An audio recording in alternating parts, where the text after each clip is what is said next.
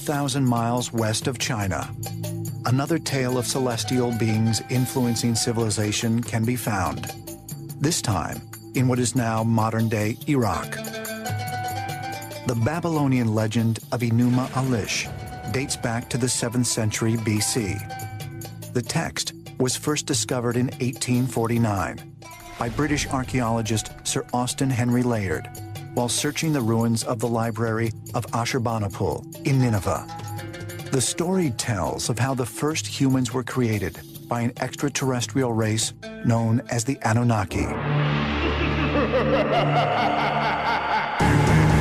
Broadcasting live from the dark and cold dungeons deep beneath the KLAV studios in Las Vegas, Nevada. Prepare yourselves to be taken away into another dimension as we now have control over your thoughts, fears, and perspective of the unexplained world you dare not speak of. With your hosts, Lindsay Knight and Michael Knight. Ladies and gentlemen, we now open the gates to the paranormal and beyond.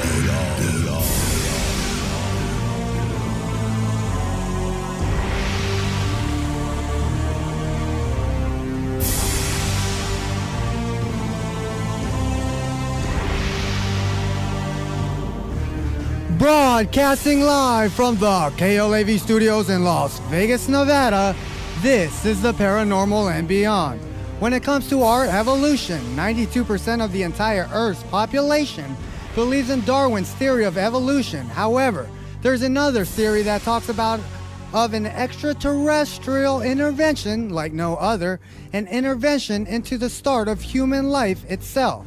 In a moment, renowned author Marshall Klarfeld will be joining us on the program to possibly answer one of mankind's biggest questions and arguably the most controversial subject of all time as to who created man. And that's all coming up when we turn right here on the Talk of Las Vegas, KLAV 1230 AM. Your ticket to the unknown is at KnightsParanormalResearchSociety.com. UFOs, ghosts, aliens, hauntings, mysterious places, and more can be found at KnightsParanormalResearchSociety.com. Knights with a K, ParanormalResearchSociety.com. Based out of Las Vegas, Nevada, Knights Paranormal Research Society is owned and operated by the renowned brother and sister team of Michael and Lindsay Knight. Seeing is believing. And at KnightsParanormalResearchSociety.com, you're going to believe.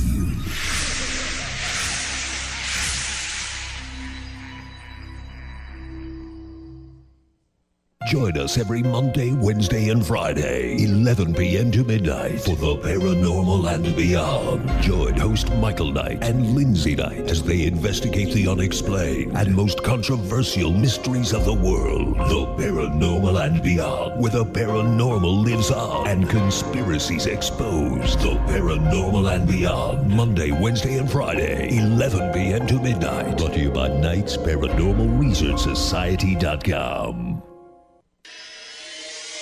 Just because you've seen it in the news doesn't mean it's real. So you're telling me you got physically attacked by a ghost? Like I can tell you right now, I believe in the paranormal more than I believe in our government. There are so many mysteries out there that are still yet to be explained. You folks have some of your facts wrong, and you just keep talking about generalities. With all due respect, sir, you have not brought anything to the table to prove us wrong.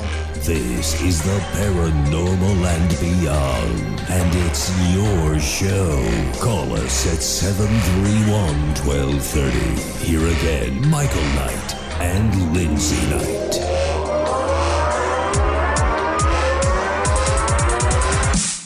Welcome back to another brand new edition of the Paranormal and Beyond. But first, be sure to check us out at KnightsParanormalResearchSociety.com.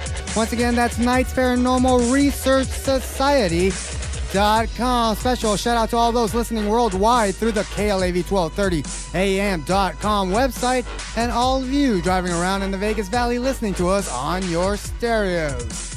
I'm your host, Michael Knight. Joined alongside of me is your hostess, Lindsay Knight. And once again, David Gleason of the EOG Sports Hour, which can be heard right here, 10 to 11, is joining us once again. How you all doing? I'm doing great. Nice to be here again. Very well, very well.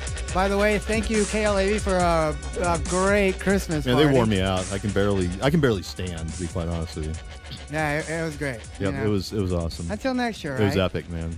Right. It was like a Motley Crue after party. It was back when they were on drugs. It was phenomenal. All right, we got a great show lined up as we have Marshall Klarfeld on hold as we're going to talk about Planet X, Nibiru, everything Anunnaki and the creation of mankind. But first, let's get into today's news. Topping the news for the paranormal and beyond this Friday, December 6th, bringing you up-to-the-minute news on all the strange and bizarre happenings around the globe. New Yorkers are wondering what the strange sounds that they are hearing resonating from the sky. Odd wailing noises seem to be echoing off buildings in Manhattan, and it's leaving a lot of folks scared. The eerie sounds seem to be coming from the newly constructed Freedom Tower located at One World Trade Center in Manhattan. The structure replaced the original six-building complex of the World Trade Center that was attacked by terrorists on September 11, 2001. At 1,776 feet, the building now takes the rank as the tallest building in the United States. Several people called in to report the loud wailing noises that were heard earlier this week. Some of them were able to record the strange phenomenon and even post it on YouTube. It is a skyquake that are happening everywhere in the world. Really creepy sounds. No one knows where or why they are happening. Some conspiracy people say it's HARP, Michael Arizin said today. Tribeca resident Kenny Cummings told the New York Post that it almost sounds like a Gregorian chant and it will even hold a single note. Other New York residents believe that the New World Trade Center tower is haunted and that screaming sounds are from the ghosts of the victims of the terrorist attacks. The sounds coming from the Freedom Tower might just be the wind, but that doesn't explain other noises that are being heard all over the world. Earlier this year, people in Missouri and Tennessee heard similar sounds. What are these odd noises? That is a question on a lot of people's minds right now. This question may continue to go unanswered. Many officials are left baffled as they're scratching their heads. At this point, nobody seems to know. The geologists say it's not in the ground. The Air Force says it's not in the air. The astronomers say it's not from space, so we're running out of options, one official said. Some people think that the weird noises are paranormal related. Others say that they are extraterrestrial based, and other folks claim that they have a biblical meaning. Others believe that there is more specific explanation, or is it a hoax? As of right now, no one seems to have a clear answer as to what these strange sounds may be. Reporting the news for the paranormal and beyond, this is Lindsay Knight. Okay, that's very, very creepy, ain't it? To sit there and hear voices and sounds coming, and it's scary if that's our government manipulating us once again. You know, be prepared. Something is coming, and I know everybody's going to wake up here really quick, really, really soon. Just like our show today, so let's get right into it. Our special guest, renowned author Marshall Klarfeld, a Caltech graduate engineer, benefited greatly from his 50-year career in business and politics. His current pursuit of the history of the Anunnaki has propelled him into the field of ancient history, in which upon his recent research has uncovered what could be the defining moment in archaeology altogether. His beliefs and the information in his book, The Anunnaki Was Here, may rank it amongst the top 10 most important archaeological finds of the 21st century.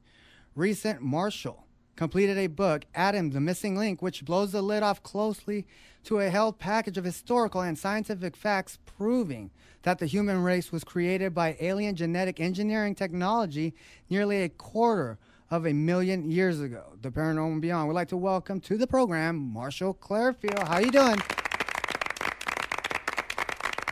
Marshall, you there? Yes, we're here. Can you hear me? Oh yeah, this is a very, very interesting topic for me because of just everything's basically written in stone. That's right, Michael. It was all uncovered in the sands of Iraq back in the 1800s, and it's a robust database of information that I think we should share with everybody that's interested in where we came from. Oh, absolutely. I think it's the biggest question of mankind itself. And the story behind, the Anunnaki, it's very compelling, but yet very scary.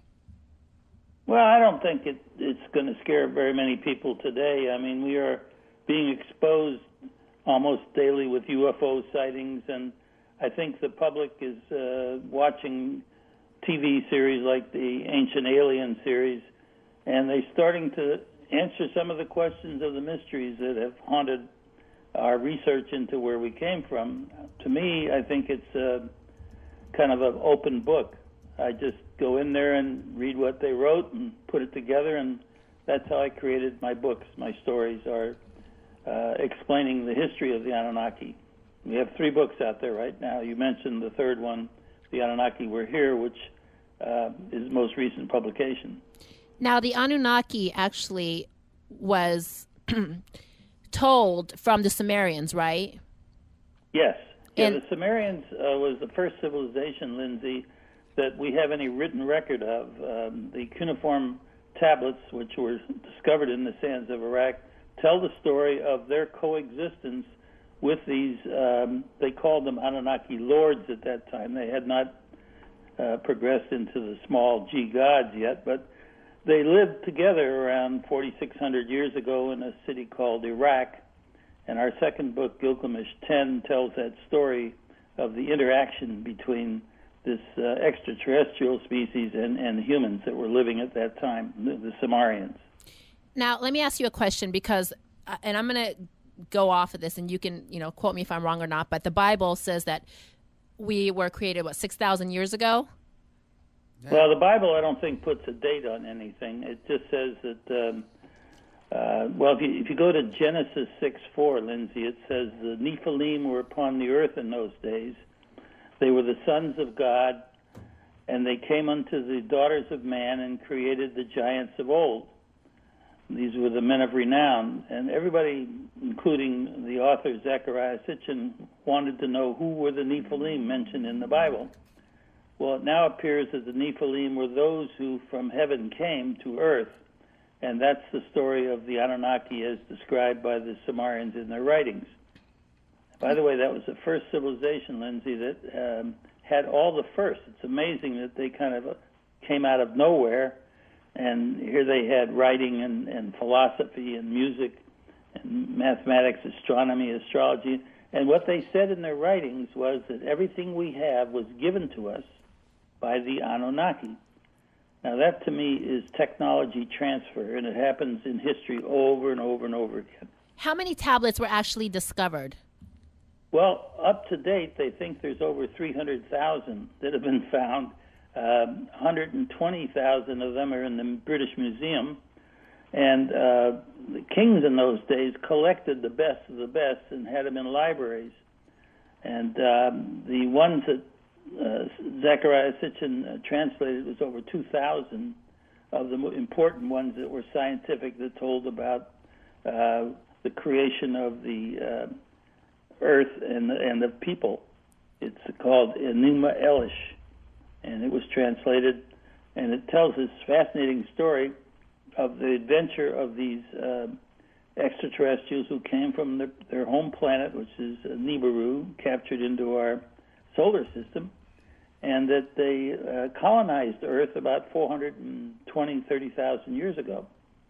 But that was just, there were no humans at that time, Lindsay. They were just the Anunnaki, and they came to this planet in the search of gold, and about 210 or 20,000 years ago, they created a primitive worker to help in their gold mining operations, and the primitive worker was the first Homo sapien. Wow, that's very compelling, and to sit there and think that we're actually basically a slave race. Well, we're bicameral. The original, they needed workers in their gold mines. Their own workers kind of mutinied on them, according to the stories in the cuneiform tablets. And so to make a solution to get somebody to work, they needed primitive workers. You're correct about that. And you could call them slaves if you wanted to. But what they did was a genetic engineering deal. It's kind of made a bicameral species. In other words, there was a species on planet Earth at that time. It was called Homo erectus. And Homo erectus had been evolving on our planet for about 1,800,000 years. And they didn't have any vocal cords. They couldn't talk, and their brain capacity was about a third ours. So they were kind of useless to an advanced species like the Anunnaki to employ in their gold mining operations. So they took the The story in the cuneiform tablets describes this very succinctly. They took the female egg from the Homo erectus and they scooped out the nucleus and they put their DNA in it and they planted that egg in one of their females, a birth mother, an Anunnaki birth mother. And after a lot of experimentation, some mistakes were made, they finally created what they called Adamu, A-D-A-M-U. And this was the first primitive worker. And there's a cylinder seal, which in addition, Lindsay, to the cuneiform tablets, we have several thousands of what's called cylinder seals. I don't know if you're familiar with those or not. I do. You are? Well, I've read about it, actually. Yeah, well, they're kind of a unique thing. It's like a data storage device. It's a little, like a wine cork. It's about the size of a wine cork. And it's made out of a hematite, which is a very hard stone. It's as hard as steel. And engraved around the surface of the cylinder seal is a negative image. And when you take that cylinder and roll it on wet clay, it gives you a positive picture story. So you can see what the images were, what the actually Anunnaki look like. They are the first, let's just say, that actually did like the printing, correct? Yeah. Well, it's like, we have storage devices. You and I and all the people listening to your show have devices that store information, but they won't last very long. They won't last more than 100 years, perhaps. This cylinder seal has information on it that's lasted for over 6,000 years. We have yet to create a device which will give us information to the next future, 2,000 years from now when they're digging around in the rubble of our civilization. They want to know what we were all about. We've got to create some kind of a storage device that's as good as the Anunnaki did with their cylinder seals. I think it's an amazing piece of technology when you consider something as hard as steel and you have to engrave negative images. And on one of them, it's so precise, Lindsay, that shows they have high-heel shoes. Right. Well, I know they were, just by looking and because, on those tablets, there's so many pictures like the seated giant, which is one of the most famous ones. Yes. Not only that, just the technology that they had and that the way they printed these, because these are the first tablets ever discovered that has any kind of written language on it. That's right. And the language was Sumerian. It's quite a unique language. There's it's extinct now. Nobody speaks Sumerian anymore or writes it. But I believe personally that was the language of the Anunnaki, because if all the folks in the Sumerian civilization were speaking Sumerian, and they were the offspring of Anunnaki females, they must have talked to the babies as they brought them up, and the language that they spoke was the language that the new breed, Homo sapiens, spoke. So I believe that was the first spoken language of humans on this planet. So let's go back further, because it was the Anunnaki, and then the Sumerians learned from the Anunnaki. Yes? Correct. Okay, now let's go back to the Anunnaki. How far back can you predate, or have they predated the Anunnaki? Well, nobody really knows the history of the Anunnaki on their home planet. All we have is a record of when they came here, and the record seems to reveal that they came here about 400,000 plus years ago and started colonizing planet Earth. With their mission was to gather our gold and send it back to their home planet, which was losing its atmosphere due to an ozone leak. And what they were doing was powdering the gold and scattering it up in the ozone layer of their atmosphere, and it reflected the sun out and helped heal the leak and save their atmosphere. They really, without an atmosphere, were a society that was doomed. You can look at it like they were a spaceship traveling out into space, and if they lost their protective shield, their internal oxygen system, they would all perish. That's what would happen to their planet if they didn't close up their atmosphere. We have an ozone leak in our atmosphere, too. We might consider doing the same thing. Are you familiar with the new, I don't know if it was a femur bone that was just recently discovered, and scientists say they're baffled by it. It goes back 450,000 years? Yes. I just read that article a couple of days ago, and I'm quite fascinated that they finally traced the DNA back that far.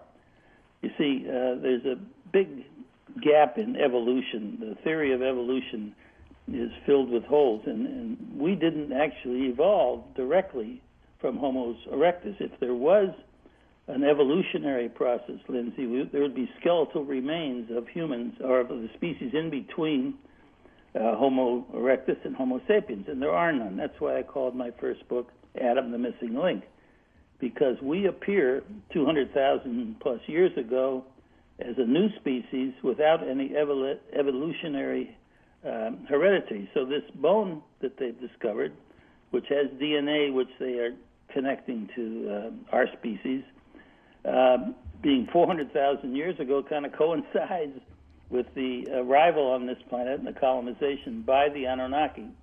You know, now, they were a species that was very tall. They were described as over 9 feet tall. They were blonde, blue-eyed, and Caucasian in features. So when people ask me, what did they look like? Did they look like us? I say, no, we look like them, because that's where we came from. We all share their DNA. It's an interesting story. Oh, very riveting as well. What had happened that we had to revolt at some time, because we would inherit their attributes as well, right? With loving gold and, we did the whole slavery thing in the United States as well as other countries. So we do have traits. Also, the traits that they have, Michael, where they love to make war. They were a very warlike species, and they pursued gold. And by the way, they were, according to the stories that are in the cuneiform tablets, they were oversexed. They were quite sexually active in their own personal lives. So if you look at our species, we kind of have the same attributes. We're, I would assume, warlike in nature. We seek gold, and we're probably oversexed. Now, if they were splicing up our DNA, trying to get it right, could it be like when you have those mythological creatures like the centaurs and all those other ones that were in myth back then, could that have been a mock-up of something that they created that was... Well, it could have been, Lindsay. You've hit on a very interesting point, which hasn't been proven yet, but there's people like myself who have kind of speculated that the trial and error process that they did before they arrived at Homo sapiens, us, was that they used animal experimentation with their DNA, and they created kind of monsters. And maybe the mythical characters that we see, humans with horse-like bodies and wings and stuff like that, were the mistakes that they made. But that's not so far off from the technology today, because we do have cloning going on. And well, no, there's a difference between cloning and bicameral genetic engineering. The process that they used was genetic engineering, and what they produced was a species. The first Adam and Eve, for instance, the first Homo sapiens, were similar in that they were sterile. In other words, if you cross-breed a horse and a donkey, you get a mule. And a mule is a species that cannot reproduce itself. It's sterile. So the first successful Homo sapiens that they created couldn't reproduce. And if you go to the Bible, you'll see stories like Adam's rib, the operation that was performed, was kind of an echo of what was necessarily done, because the Anunnaki birth mothers weren't going to produce all of us. They wanted us to reproduce themselves. So they did another operation, which they took some four-way. There was Adam and Eve, and then a male and a female Anunnaki, and somehow they created fertility in Eve, the female Homo sapien, so that then we could reproduce, and we did a good job. Besides the Sumerians, who pretty much brought it to the table and let everybody else in the world know, even up to today, that the Anunnaki existed, is there any other tablets or any other writings anywhere in the world that was discovered that proves that the Anunnaki did exist? Well, yes. To me, there are many civilizations that I've written about in my books that were so advanced that they had, like the Egyptian civilization was a beautiful civilization. And the story in the cuneiform tablets was that the leaders, there was two leaders, Enlil and Enki, were divided up the territory of the earth, and in the southern part, called the Abzu, was Enki's prevail, and that he was not allowed to be in the original city, which was Eridu, which was his home, and therefore he created another civilization. This is my belief, that the Egyptian civilization, and then later on, like 5,000 years ago, the Mesoamerican civilizations, the Mayan and the Incas, those advanced civilizations were the work of the son of Enki named Thoth, and when he came over to this new world, he was called Quetzalcoatl. So there is evidence of the Anunnaki offspring being involved in later advanced civilizations. Perhaps, excuse me, when the Spanish conquistadors discovered the Incas, they were, excuse me, they were amazed at the advanced nature of their cities, what they had built. They hadn't seen anything like Tiwanaku and Teotihuacan. These were huge metropolises that were built out of stone, and they absolutely didn't think that the local folks could have done all that. Just like in Egypt, we don't think that the Egyptians built the pyramids. Now, I know you're very familiar. I don't know how familiar you are with Atlantis, Lemuria, and Mu, but when they talk about these three different civilizations or cities that were built. Hello? You're talking about Atlantis. Atlantis, correct. Atlantis, Lemuria, and Mu. When they specifically Atlantis, they talk about a civilization that was so well advanced, and there were a species that were so tall, and they had a lot of, like, I don't know, some kind of power or whatnot. And then when Atlantis blew up, they all split into different continents. Like, that's right. Well, now, if you remember the story that Plato told about Atlantis in his writings, the god with a small g who built Atlantis was called Poseidon. And if you trace the Greek god Poseidon back to the Sumerians, his name was Enki. He was the water god. And he was the brother of Enlil, and they were the sons of Anu. Anu was the king of the Anunnaki. And that the entire civilization of Atlantis was credited to Poseidon, who in reality was Enki. Enki built this, I think, marvelous island empire with all the advanced technology that he had and created, to be his home away from home, because he was not allowed to go back to Samaria, which was Mesopotamia at that time. So he said, okay, guys, this is my interpretation, Lindsay, strictly Klarfeld here. I'll show you what I can do. And so that I credit the advanced technology of the Anunnaki to have developed Atlantis, and the folks that when that island was destroyed in the flood. You know, Homer said it was 9,000 years ago. He got the story from the Egyptians through a guy named Solon. Solon was the great Greek philosopher who came home and told Plato the story of Atlantis. And they put the time frame at 9,000 years. It disappeared. Well, at his time, that was like 300 B.C., so that's another 2,000 years. So that makes it was at least 11,000 years that Atlantis was there. And if you remember, or if your folks want to do the research on it, there was a great flood. And the great flood happened about 11,500 years ago. And it destroyed almost every living thing on planet Earth, and all the civilizations that had been developed before that were decimated by this gigantic tsunami that came out of the Southern Ocean when the ice shelf slid in, and it wiped everything out and covered the Earth with, about 2 or 3 miles thick of mud. So Atlantis disappears, according to the history of Plato told us, about the same time as the Great Flood. Wow, that's interesting. That kind of ties it together. Marshall, we're going to take a quick break here. When we turn more with Marshall Klarfeld, and we're going to go into Egyptian and just technology itself in the past that we don't know about, and time itself. Are we missing time here? When we turn right here on the Talk of Las Vegas, KLAV 1230 AM. You're listening to the Paranormal and Beyond. Join us at 731-1230. That's 731-1230. Lindsay and Michael return after this.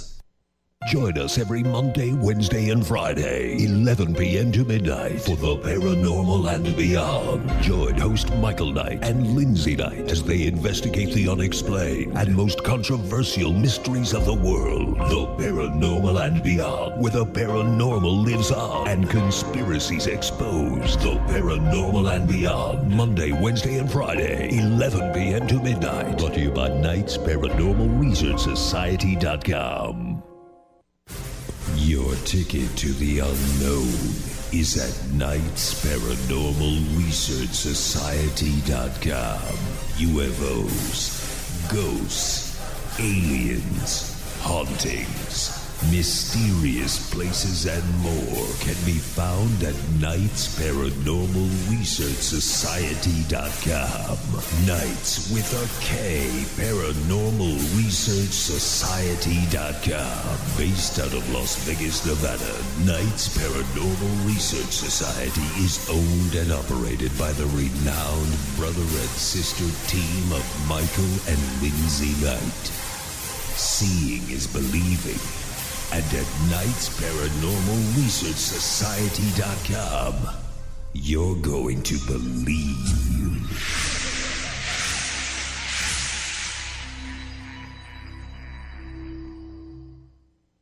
You are now in the This with the Paranormal Beyond, only on KLAV 1:30 a.m.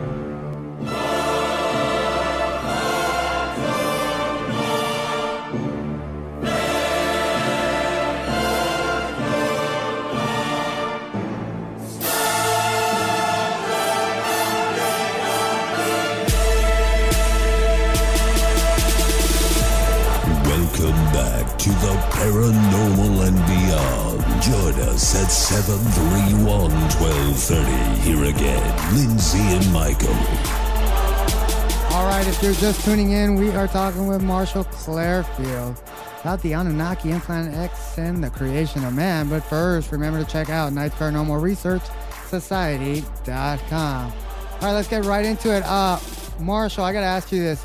Egypt itself is fascinating. Does that have any ties, and I'm talking about the pyramids here, to the Anunnaki, seeing that they build stuff to last? Could this be an iconic clue? Yes, well, absolutely. In the writings, Michael, they talk about how they built the pyramids and why they built them. This is the Anunnaki, and they were probably built 10,500 years ago. There's been some recent research on the Sphinx, and the Sphinx was built in honor of the architect of the pyramids. In fact, the face of the son of Enki was originally on the Sphinx, and he became Thoth, T-O-T-H, and he was the power behind the Egyptian civilization, created their language. The hieroglyphic glyphs that you see all over the Egyptian obelisks and so forth was a new language that he created, I think, for the Egyptians. But there's writings, there's a written record in this database that I told you about, which is the cuneiform tablets, that absolutely credits the creation of the pyramids to the Anunnaki. They needed it for their spaceport navigation. Originally, the pyramids were covered with white limestone called the casing stones, and these were so brilliantly polished that they reflected the sun to the horizon on all four sides of the two giant pyramids at Giza, and they lined up that sight line with the twin peaks at Mount Ararat, which were snow-covered all year round, and they had a beautiful line which intersected their landing platform, which was at Baalbek, Lebanon. Now, you talked about Mount Ararat. Yes. Could Noah's Ark, if it is Noah's Ark, could it be up there? Well, the Ark, let's talk about, Lindsay. Yes, it's possible that it could be there, but it wasn't a ship as everybody is depicting it as floating on top of the water. It was actually a submersible, and we have a diagram picture of it on the Karnak Temple, which is in one of my books. I reproduce this ceiling frieze, which shows the Ark as a submarine with a snorkel on it, And the reason it had to be a submersible was that the flood was not rain, it was a tsunami. In order for a vessel to survive a tsunami, it had to be submersible that could tumble and survive. A ship that sat on top of the waves would have absolutely been destroyed by this wave. So there's a little misinterpretation of what the Ark really was, and it did end up on Mount Ararat. And there is a story in the cuneiform tablets. It comes from the 11th tablet of the Epic of Gilgamesh, which was my second book called Gilgamesh 10, which tells the real story before the Bible of what happened during that time when humans were at risk and when the Anunnaki were in control of by this leader called Enlil. And Enlil really wanted us all to go away. He was quite perturbed with the intermarriage, the diluting of their bloodline with humans. See, the Anunnaki the sons of the Anunnaki coveted the daughters of man, and they had this inbreeding. And the story of Gilgamesh, interestingly enough, is about King Gilgamesh, who was this half-breed. He was 2/3 Anunnaki and 1/3 human, a giant rumbling around as the king of Uruk. And that story, I think, tells many, many interesting things about the Anunnaki and their coexistence with humans. But the civilization in Egypt, yes, it was definitely created by the Anunnaki, by this son of Enki called Thoth. And for 1,500 years, he was in charge of that civilization, gave them their beautiful written, or their hieroglyphics, and also the designs of many of their temples, the Karnak Temple, and their beautiful costumes and their glorious gold workings were, I'm positive, given to them in an art form by the Anunnaki leader Thoth.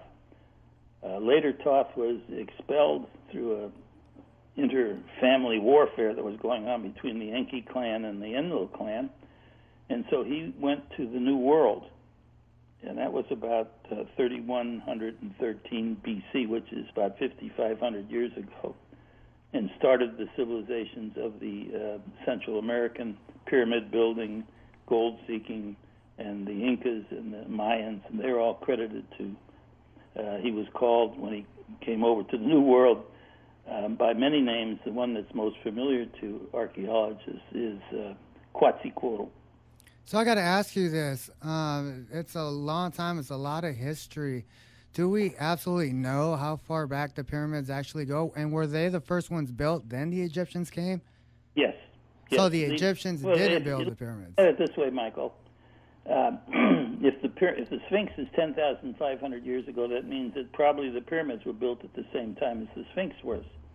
And 10,500 years ago, there were no Egyptians. Okay?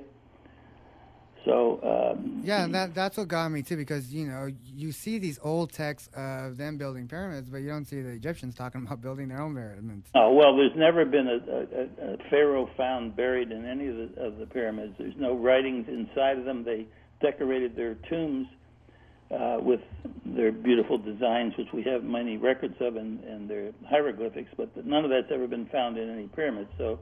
And they had advanced technology as well, because they had to light up the inside and stuff like that. Do you believe they had electricity? Well, they had a form of light. Yes, they could generate. They had batteries and so forth. And they were, let's look at it this way. We're just creeping into our space age, Michael. We're a very young civilization in the galaxies. If they came to this planet 400,000 years ago, their civilization was probably 1 million years more advanced than ours, and we don't really know all the technology yet that they had. We're starting to reverse engineer things to get to that point, but I can't tell you for certain what they used for lighting inside the pyramids, but if you look at the intricacies of the Great Pyramid, the internal structure of the Great Pyramid, it's the most fascinating thing that's ever been achieved in stone construction. Do you realize that all of the passages and all of the king's chamber and the queen's chamber are watertight? Did you know that? Yes. Okay. And the reason they were watertight was I have in my new book the theory of how that system worked. That's called The Anunnaki Were Here. By the way, any of your audience that's interested can go to my webpage and look at these books. They're on displays. My webpage is www.adamthemissinglink.com. and they can just peruse around on that 2-page site and see this information. It's on display there. Was the pyramid some kind of power source as well? It could have been, Michael, but I think originally it was a gold mining device, that they took the Nile River water, which was filled with placer gold, and they managed to pump it up into the dam. There was a dam built around the Great Pyramid so that the water level rose up to the entrance, which was above ground. And then it went shooting down this 26-degree tunnel, which was carved perfectly, a square tunnel carved right through the pyramid and down through the granite base of the pyramid into the pit, and where the pit had what was called a hydraulic pulse pump, which just through the action of the water coming down would pump it back up into the grand gallery, and it would surge up and down. It just kept pumping. We had developed these hydraulic pulse pumps before the 1700s. They were quite frequently used because there was no electricity. When electricity came into our civilization, we had electrical pumps, but before that there were hydraulic pulse pumps. And if you look at my diagram in the end of the book, Anunnaki Were Here, it shows quite clearly how this interior of the Great Pyramid worked and functioned as a gold mining device. I got to ask you as well as, what was the separation point? Obviously, we're not partners up with the Anunnaki right now. Are they still here? And what caused Homo sapiens to go their own way? Well, look at it this way. They created our species, the Homo sapiens. Then they created another species later on called Homo sapiens sapiens, and that's another story. But when they phased off, the story that we have determined from the database was that they got to the point where they felt that our civilization was advanced enough that they could not be interfering with us anymore. So in the story of Gilgamesh 10, I tell the tale about they were told by their deity. By the way, this is an interesting point, Michael and Lindsay. They had a deity, and they called their deity the creator of all.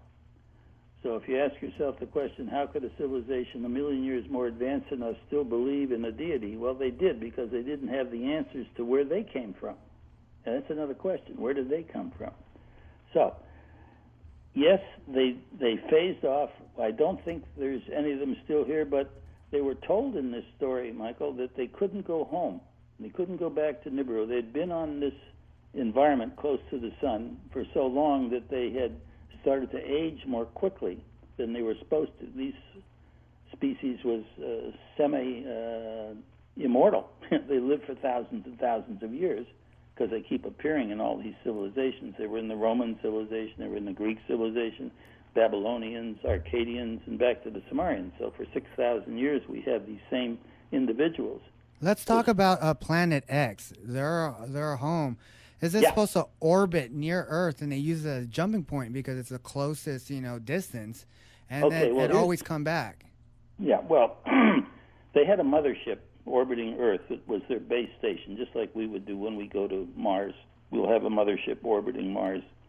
And the mothership left planet Earth and went probably somewhere nearby, like, let's say, Mercury, so that if they couldn't go home to Nibiru, their home planet, because they would die, they stayed on the mothership, and they're very close. Now, their planet is on a 3,600-year orbit, as you probably read about, and it won't be due back into our inner solar system for another 1,600 years, according to the calculations that Zechariah and I made together. Do you think the inhabitants of Planet X still are alive?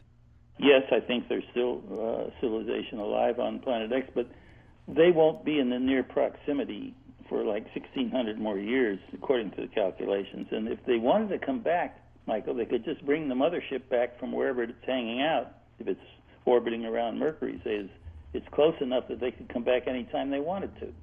And the people who are afraid of this return shouldn't be afraid, because I believe that if they wanted to come back and do bad things to us, they would have done it a long time ago, Michael. It's very easy for them to return to their, we're their creation. And the destiny that they were told was that their destiny was to come to planet Earth. This was given to them by their creator of all, to create humans. And the destiny of humans, you and I, is to inherit planet Earth and take care of it.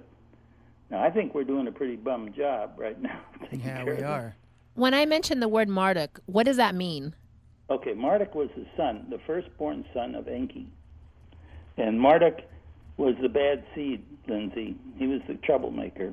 And I think that we have certain things going on this planet that I've researched and believe are the direct result of his interference and he's a troublemaker. He wanted to be successful. In other words, in their bloodline history, the king had a purebred son, Enlil, the second born. The firstborn was Enki, who was born from a concubine, so he wasn't pure blood. And his son, Enki's son, was Marduk. And Marduk always he said, you were the firstborn, Dad. Father, he called him. And this is all from the translations. I'm not making this up, folks. You can read this if you want to take the time to find the translations. You'll see this story. You know, when it comes to the Anunnaki, how much of an impact does it have on society today? Because you have the Bible, a lot of people believe that because of religion and believe that story. Was created by the Anunnaki for control. In other words, when you have a small number of powerful people, like there maybe were 600 or 1,000 of the Anunnaki, and there were millions of us, and the way to control vast amounts is to have a mechanism, and the mechanism at first they brought down was called kingship, and then after kingship they brought religion. And religion was a way to control the masses, and it's still in effect today. If you look at the powerful religions in the world, they control their people. But these religions were the creation, I believe, of the Anunnaki as a means to control us. But it's still going on, even though they're not here and present. But the system that they set up is affecting our civilization, you and I, Michael. Did the Homo sapiens push out the Anunnaki? Did they? I mean, like I'm saying, did they expect they were going to create? No, I don't think so. I think they left on their own. And I think they educated the Homo sapien sapien. I mentioned that earlier. Yeah. The Enki produced children directly from a female human. That was Titi and Adapa. And these were the first Homo sapiens sapiens. They were much more intelligent than the original slave species. And this species was what you and I are. We are Homo sapiens sapiens. And we were so easy to teach that they gave their knowledge to us. They transferred the stuff that we needed to know to have a civilization to survive. And once we got to that point, I think they felt that they didn't need to hang around anymore, so they phased off the planet. That's just speculation on my part. But is that what they wanted, for us to go in this direction, or were we too smart and we?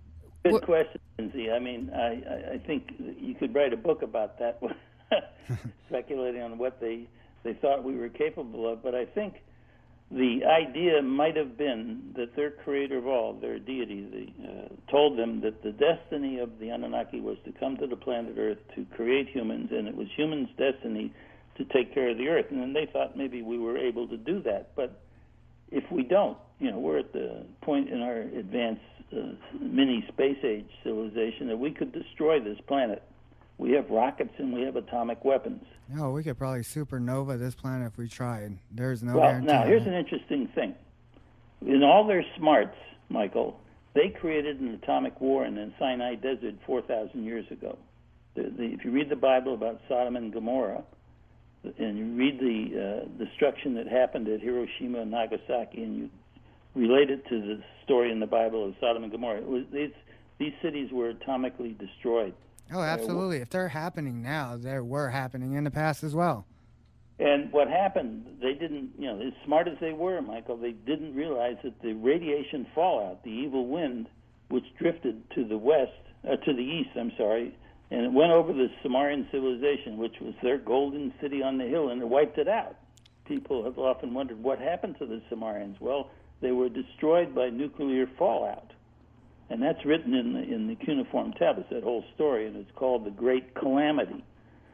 So history tends to repeat itself, and we really need to understand this story, Lindsay and Michael, because if we don't, we're going to repeat the same mistakes that they made, and that'll be the end of it. That's what it's looking like today. I mean, I think we've gone so far.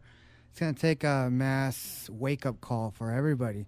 I hope that your program, and you're talking about the Anunnaki and the history of us as humans and them as an extraterrestrial species, will open the minds of folks. And that's why I encourage them to visit my website and get a handle on what our history was, because once we understand that, we'll be better equipped. You think they'll be returning? Yeah, I think they'll come back when. Here's my hope: that they don't want us to destroy ourselves, because we're kind of their experiment. We're their offspring. We share their DNA.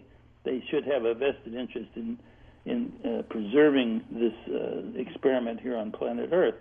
And if it looks like we're about to nuke ourselves, I think they could come and neutralize all of our weapons. They have that technology. They could just say, "Okay, let's start over again. You guys are." You're at the tipping point. That's my positive outlook on it. Do you think they're today, with a lot of mass UFO sightings and stuff like that, do you think that they're observing and stopping stuff, like, saving? Yeah, there have been reports of UFOs that have gone over some of our missile sites and deactivated them. That, and that happened so many times. There's one report where they launched a ICBM that tested out, and something knocked it out of the air. Yeah. Yeah, and that was recorded. So obviously there's a theme there that, we're like important, but yet the planet is very important to them. That's the most important thing. And our destiny was to take care of the planet. And we're not doing a very good job, because we're too interested in a lot of things that aren't helpful to the planet. Yeah, it's looking like we're about to push the rewind button again here. Yes, shortly. You got it. You got it. I think that you and I, hopefully by exposing this story in its full impact on our civilization, would help solve this problem. Because I think if all the people in the world realize where we came from and what our religions were really created for, it would be helpful in solving some of our most intense problems. You think people are ready for disclosure like that? Yes, I absolutely believe that, and I believe that this fear of exposing it is strictly government-run. It's government-based. They don't want to lose control, and they recognize that once people understand their history, that the power that the governments have concealing this information would be revealed, and they would be threatened. All right, so that's why it's being suppressed. That's my take on it. Oh, absolutely. All right, tell everybody where they can pick up your book. Okay, it's at the website. My website is www.adamthemissinglink.com.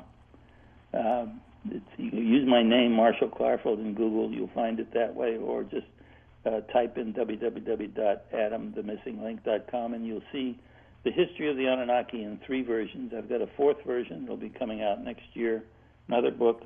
But right now, I think the basis of understanding, my books are 8.5 by 11, Michael. They're like Life magazine. They're filled with colored pictures. It's an easy read, and it's a great gift for anybody that has friends that they want to bring into the subject. But actually, the pictures tell the story. I just fill in a few words to explain what's going on. All right, Adam, we are out of time, but I call you Adam? I'm thinking of the creation of man. All right, Marshall, thank you for being on the program. Thank you so much. It was very interesting talking to you, and I hope to, read your new book coming out soon. All right. Okay. Everybody out there, return here back on Monday, because Rick Dyer's at it again. Says he shot a Bigfoot and killed it. He'll be in the studio Monday at 11. So everybody out there, enjoy your weekend. Will the Bigfoot carcass be here in the studio? I don't know. I hope he brought it. Yeah, A lot of Facebook updates, but that's Monday, so tune in then. Everybody out there, have a safe weekend, and see you right back here on Monday. Take care, everybody. Good night.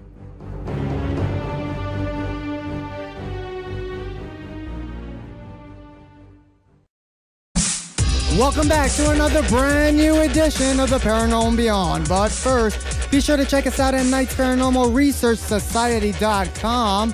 Once again, that's Knights Paranormal Research Society. KLAV1230am.com. Special shout out to all those listening worldwide through the KLAV1230am.com website, and all of you driving around in the Vegas Valley listening to us on your stereos. I'm your host, Michael Knight. Joined alongside of me is your hostess, Lindsay Knight.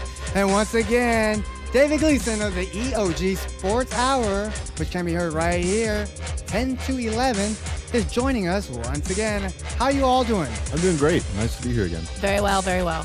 By the way, thank you, KLAV, for a great Christmas party. Yeah, they wore me out. I can barely stand, to be quite honest with you. Yeah, it was great. Yep, it was awesome. Until next year, right? It was epic, man. Right. It was like a Motley Crue after party. It was back when they were on drugs. It was phenomenal. All right, we got a great show lined up as we have Marshall Klarfeld on hold as we're going to talk about Planet X, Nibiru, everything Anunnaki and the creation of mankind. But first, let's get into today's news. Topping the news for the paranormal and beyond this Friday, December 6th, bringing you up-to-the-minute news on all the strange and bizarre happenings around the globe. New Yorkers are wondering what the strange sounds that they are hearing resonating from the sky. Odd wailing noises seem to be echoing off buildings in Manhattan, and it's leaving a lot of folks scared. The eerie sounds seem to be coming from the newly constructed Freedom Tower located at One World Trade Center in Manhattan. The structure replaced original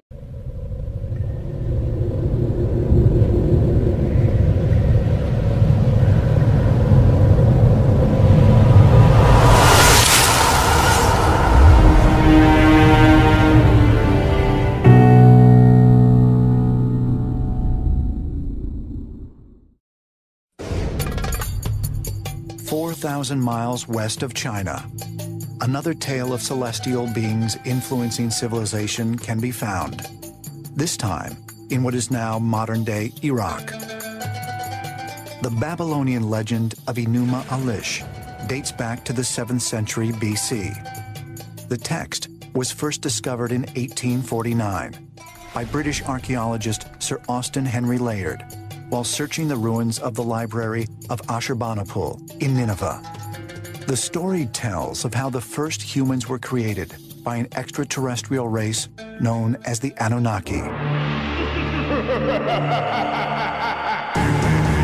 Broadcasting live from the dark and cold dungeons deep beneath the KLAV studios in Las Vegas, Nevada. Prepare yourselves to be taken away into another dimension as we now have control over your thoughts, fears, and perspective of the unexplained world you dare not speak of. With your hosts, Lindsay Knight and Michael Knight. Ladies and gentlemen, we now open the gates to the paranormal and beyond. The 6-building complex of the World Trade Center that was attacked by terrorists on September 11, 2001. At 1,776 feet, the building now takes the rank as the tallest building in the United States. Several people called in to report the loud wailing noises that were heard earlier this week. Some of them were able to record the strange phenomenon and even post it on YouTube. It is a skyquake that are happening everywhere in the world. Really creepy sounds. No one knows where or why they are happening. Some conspiracy people say it's HARP, Michael Arizin said today. Tribeca resident Kenny Cummings told the New York Post that it almost sounds like a Gregorian chant and it will even hold a single note. Other New York residents believe that the New World Trade Center tower is haunted and that screaming sounds are from the ghosts of the victims of the terrorist attacks. The sounds coming from the Freedom Tower might just be the wind, but that doesn't explain other noises that are being heard all over the world. Earlier this year, people in Missouri and Tennessee heard similar sounds. What are these odd noises? That is a question on a lot of people's minds right now. This question may continue to go unanswered. Many officials are left baffled as they're scratching their heads. At this point, nobody seems to know. The geologists say it's not in the ground. The Air Force says it's not in the air. The astronomers say it's not from space, so we're running out of options, one official said. Some people think that the weird noises are paranormal related. Others say that they are extraterrestrial based, and other folks claim that they have a biblical meaning. Others believe that there is more specific explanation, or is it a hoax? As of right now, no one seems to have a clear answer as to what these strange sounds may be. Reporting the news for the paranormal and beyond, this is Lindsay Knight. Okay, that's very, very creepy, ain't it? Society is owned and operated by the renowned brother and sister team of Michael and Lindsay Knight. Seeing is believing. And at Knight's Paranormal Research Society.com, you're going to believe.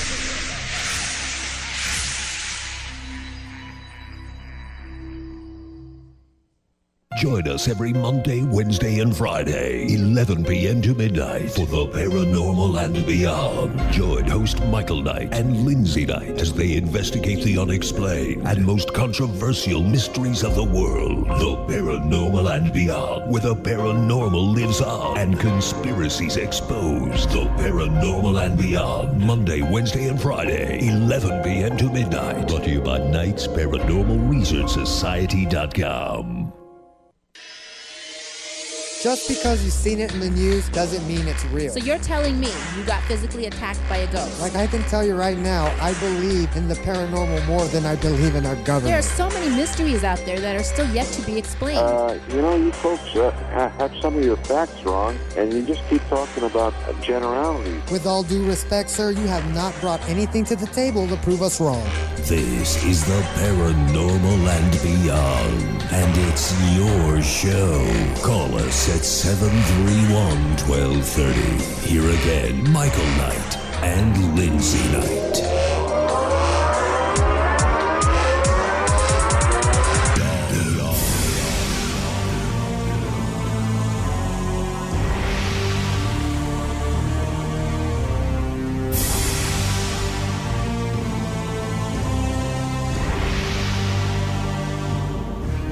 Broadcasting live from the KLAV studios in Las Vegas, Nevada, this is the Paranormal and Beyond.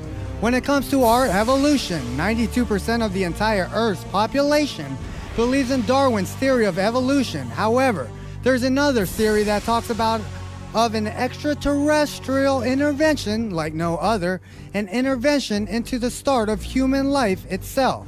In a moment, renowned author Marshall Klarfeld will be joining us on the program to possibly answer one of mankind's biggest questions and arguably the most controversial subject of all time as to who created man.